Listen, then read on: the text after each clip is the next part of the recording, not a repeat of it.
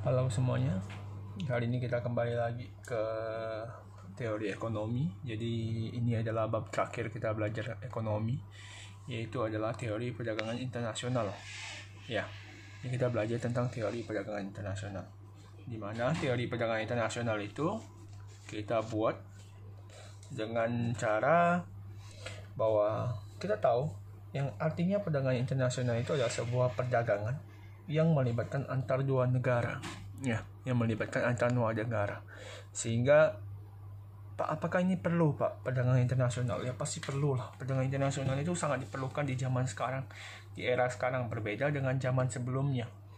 Ya, berbeda dengan zaman sebelumnya. Karena kalau zaman sebelumnya perdagangan internasional mungkin sebuah negara itu masih berpatokan bahwa dia bisa hidup sendiri.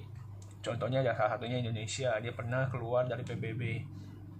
Cuma tidak menutup kemungkinan ketika dia keluar dari PBB, dia melepas semua kerjasamanya dengan warga negara asing. Ya, pasti dia selalu melakukan perdagangan internasional. Kenapa? Tujuan perdagangan internasional itu adalah memenuhi kebutuhan negara mereka yang nggak bisa mereka butuhi.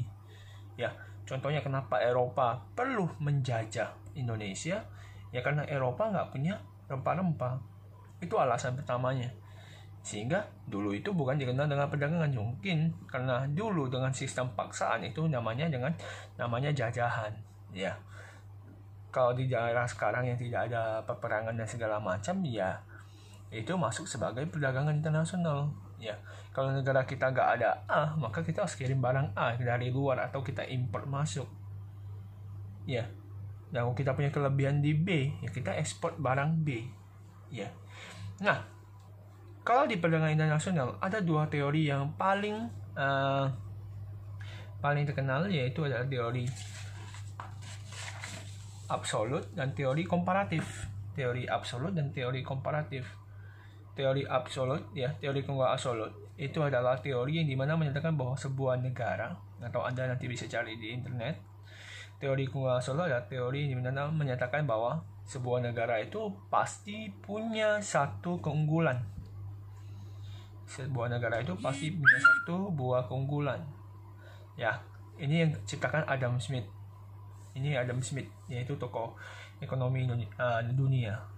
Nah, itu ada lagi bahwa tidak menutup kemungkinan bisa aja sebuah negara unggul dua-duanya. Jadi contohnya ya, Bapak kasih contoh. Sini Indonesia produksi beras 50, elektronik 100. Jepang produksi 20, elektronik 400. Coba kita lihat dari negara Indonesia itu unggul kalau di tunggal absolut, dia unggul beras. Tapi kalau di Jepang dia unggul elektronik. Ya kan? Kan lihat aja. Ini anggapannya produksi per hari ya. Ya, produksi dalam satu hari atau pokoknya satu waktu tertentu. Nah, pasti kita udah bisa lihat dong bahwa di sini Indonesia itu memang unggul beras. Kalau Jepang itu memang unggul elektronik. Itu nampak jelas. Nah, tapi saya lupa ini namanya siapa penemunya, cuman ini teori tunggal komparatif itu yang menemukan adalah mahasiswanya Adam Smith. Jadi muridnya Adam Smith, dia kembangkan dari teori Adam Smith. Dia menyatakan bahwa sebuah teori perdagangan internasional, bahwa sebuah negara itu bisa aja unggul dua-duanya, tapi dia nggak boleh unggul dua-duanya. Kenapa? Karena dia harus fokus salah satu. Ya, atau namanya spesialisasi. Sebuah negara itu harus menspesialisasi sebuah item. Contoh, kita lihat ya, Indonesia itu berasnya 50, elektroniknya 100. Jepang hanya bisa buat 20, elektroniknya 50. Jelas dong Indonesia lebih unggul daripada Jepang. Elektroniknya juga jauh lebih unggul. Cuman, enggak boleh kayak gini. Enggak boleh Indonesia memproduksi dua-duanya. Karena kenapa? Pasti ada kemungkinan dia enggak bakal fokus. Itu inti ceritanya. Ya, nah, dua teori ini punya permasalahan, ya, punya syarat. Dua teori ini punya syarat. Dia nggak boleh sembarangan pakai. Dua teori ini punya syarat yang dia nggak boleh lewatkan. Kalau Anda berpikir, ya, tenaga kerjanya harus sama. Tenaga kerjanya wajib sama. Jadi nggak boleh beda nih. Ya. Jadi nggak ada perbedaan tenaga kerja. Jadi nggak ada tenaga kerja yang lebih keren, nggak ada tenaga kerja yang lebih bagus, tidak ada tenaga kerja yang lebih hebat. Jadi semua dianggap sama.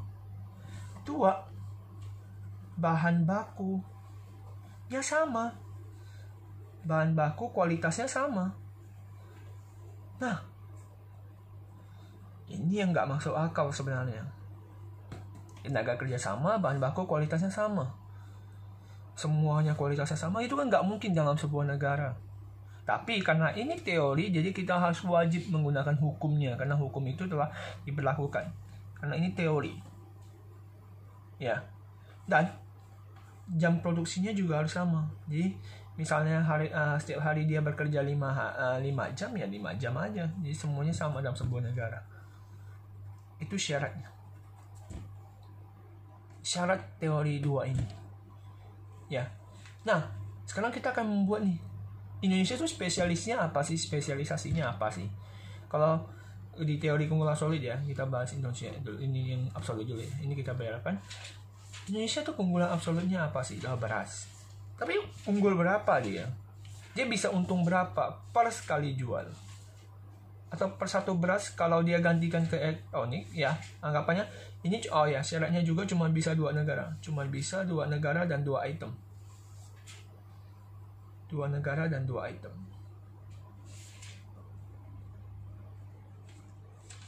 Nah, kita buatkan dulu nih. Berarti logikanya Indonesia sedang ingin berdagang dengan Jepang. Jepang juga ingin berdagang dengan Indonesia. Antar cuma 2 benda ini, beras sama elektronik. Bagusnya Indonesia import beras atau Jepang yang import beras. Bagusnya Indonesia import elektronik atau Jepang import elektronik, atau Indonesia ekspor beras dan segala macam. Ya. Nah, kita mulai kan nih. Nah, cara kerjanya. Oke. Kita buatkan dulu Indonesia. Kita harus buat dulu satu beras itu berapa elektronik di Indonesia. Satu elektronik itu berapa beras di Indonesia. Di Indonesia ya. Lalu kita buatkan yang Jepang.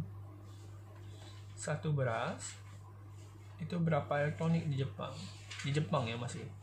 Satu elektronik itu berapa beras di Jepang. Oke, apa ajarin? Oke.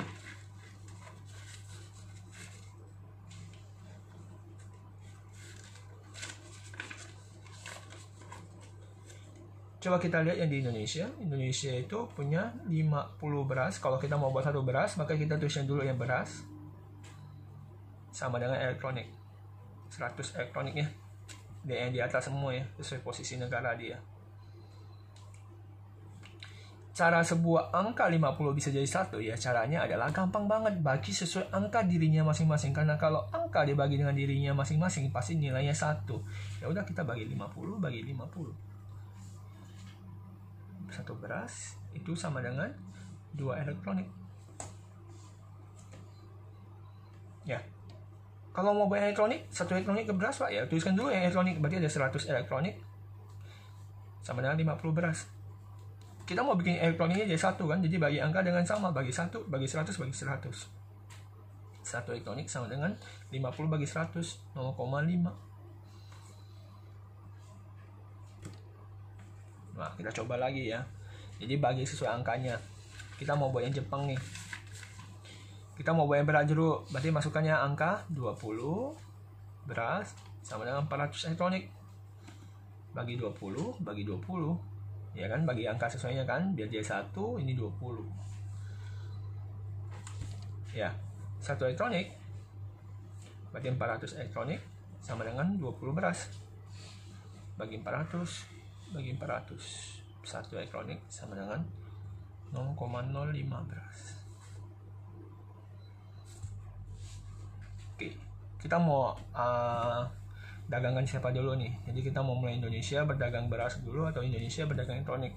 Ya, kita buatkan dulu Indonesia mau dagang dulu. Kita buatkan yang Indonesia berdagang. Ini Indonesia. Kalau buat Indonesia, pasangannya bawahnya Jepang. Kita mau dagang apa dulu nih? Indonesia dagang beras dulu deh. 1 beras di Indonesia. Ya, Indonesia yang punya beras sebelah sini. Itu sama dengan 2 elektronik. Ya, Indonesia jual beras di Indonesia itu bisa tukar dengan 2 elektronik. Tapi bayangkan kalau dia bawa ke Jepang, berarti Indonesia jual ke Jepang, dia bisa dapat 20 elektronik. Ya, Indonesia satu berasnya kalau dia jual di Indonesia 2 elektronik. Tapi kalau dia bawa ke Jepang, dia bisa dapat 20 elektronik. Ini dia untung atau rugi ya? Ya, pasti dia untung dong. Berarti dengan kondisi seperti ini dia untung dong. Berarti Indonesia kalau import beras ke Jepang, dia bisa untung 18 elektronik satu berasnya. Kalau satu beras dia untung 18 elektronik, kalau 5 beras dia untung berapa? Ya berarti dia untung 90 elektronik. Kalau 100 beras Pak, ya tinggal kalikan aja. Untung 1800 elektronik. Mari kita buktikan, Pak, kalau Indonesia sekarang mau jual elektronik Pak ke Jepang, apakah dia untung Pak? Satu elektronik di Indonesia itu sama dengan 0,5 beras. Dapatnya dari atas ya. Jadi kita dapat kesimpulan bahwa dia ini untung. Tapi kalau di Jepang, dia bawa ke Jepang, satu elektronik 0,05 beras. Mari kita pikirkan dulu. Satu elektronik di Indonesia kalau dia tukarkan dengan beras itu hanya dapat 0,5. Tapi kalau dia bawa ke Jepang, rupanya makin kecil, dapatnya 0,05. Berarti dia untung atau rugi kalau dia mau import atau berdagang tentang elektronik Indonesia yang produksi elektroniknya. Ya dia rugi dong. Kenapa? Karena satu elektroniknya di Indonesia lebih tinggi nilainya. Ya, satu Indonesia itu 0,5, tapi kalau dibawa ke Jepang cuma 0,05. Ingat, karena kita fokusnya dengan negara yang pertama kita tulis, bukan Jepang. Jadi jangan sampai bingung, Pak, kok ya aneh gitu Pak ya. Kan ini Jepang Pak. Ya, karena gampangnya adalah kalau satu beras di Indonesia kita 2 elektronik, kita bawa ke Jepang, ini kita bawa ke Jepang ya dapat 20 elektronik. Ya pasti untung dong. Tapi kalau Indonesia satu elektronik 0,5 beras sekarang, kalau kita bawa ke Jepang jadi 0,05, kita rugi dong. Ruginya 0,45 beras. Nah, berarti kalau 100 beras satu elektronik kita produksi ya kita rugi makin besar, rugi 45 beras. Tinggal dikalikan. Coba kita buat sebalikannya. Berarti sekarang ini Jepang, Indonesia. Satu beras Jepang, ini dapat 20 elektronik. Satu beras di Indonesia, ini dapat 2 elektronik. Kalau dia berdagang tentang beras, ya dia mau dagang beras, Jepang dagang beras di negara sendiri dapat 20 elektronik. Satu beras aja dapat 20 elektronik. Habis itu kalau dia bawa ke Indonesia cuma dapat 2 elektronik, rugi dong. Satu berasnya dia rugi 18 Pak. Berarti cuma kebalikannya dong. Iya, sebuah negara pasti akan terbalik. Jadi kalau di soal ini dia pasti terbalik. Kalau Indonesia untung beras, jadi karena dia untung beras, pasti si Jepang rugi beras. Tapi kalau Indonesia rugi elektronik, nanti kita lihat pasti dia untung nih. Nah, berarti kalau 5 beras ya pasti sama ruginya, dia juga rugi 90 elektronik. 100 beras dia juga rugi 1800 elektronik. Ya, lanjut kita coba lagi Jepang, Indonesia. Kita punya elektronik, satu elektronik di Jepang itu 0,05 beras. Satu elektronik kalau dia jual ke Indonesia 0,5 beras. Coba kita berpikir deh, satu elektronik di negara dia, Jepang, itu cuma dapat 0,05 beras. Ya, kalau dia bawa ke Indonesia dapat 0,5 beras. Perbedaan cukup jauh dong. Maka satu elektronik dia itu untung 0,45 beras. Ya, kalau 100 elektronik ya berarti dia untung juga 45 beras. Nah, jadi nampak ya. Jadi dia jelas kenapa bisa seperti ini gitu loh. Nah, lanjutannya nih. Jadi kita udah bisa buat spesialisasinya. Kita buat kesimpulan dulu di nomor 1. Nah, kesimpulan dari nomor 1 adalah ini aja deh.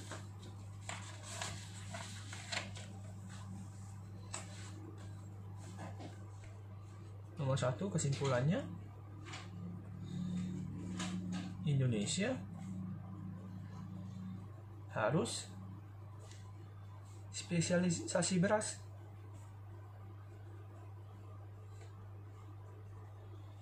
lanjutannya nanti saya buatkan di catatannya aja deh.